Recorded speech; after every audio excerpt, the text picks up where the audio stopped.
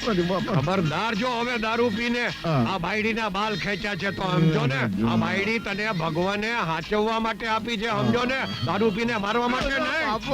હવે જો દારૂ પીધો ને તો જેલમાં કેદમાં જ્યાં ભાવશે ત્યાં જિંદગી પર પૂરી દઈશ.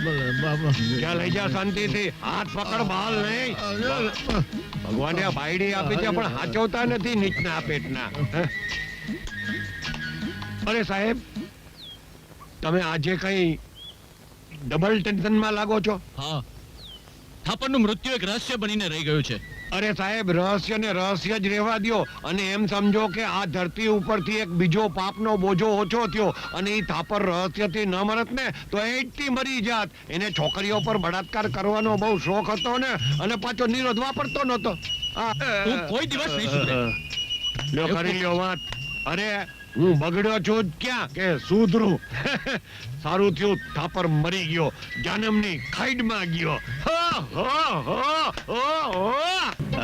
તો સમજી ગઈ? હવે આપણે આપણા સપનાનો સુખી સંસાર માણીશું.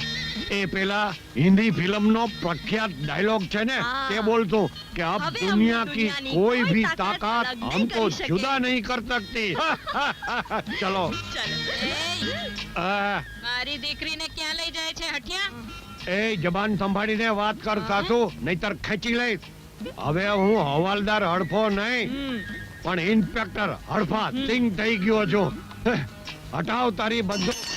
6 વર્ષ સુધી બહુ તારા જુલમ થયા છે, હવે નહીં સહું. આજ તો અમારી પરણાની પહેલી રાત ઉજવાશે જ. હે ભગવાન, તારો લાખ લાખ ઉપકાર માનું. હવે હું નાની બનીશ તો ઇન્સ્પેક્ટર હરફનસિંહના દીકરાની.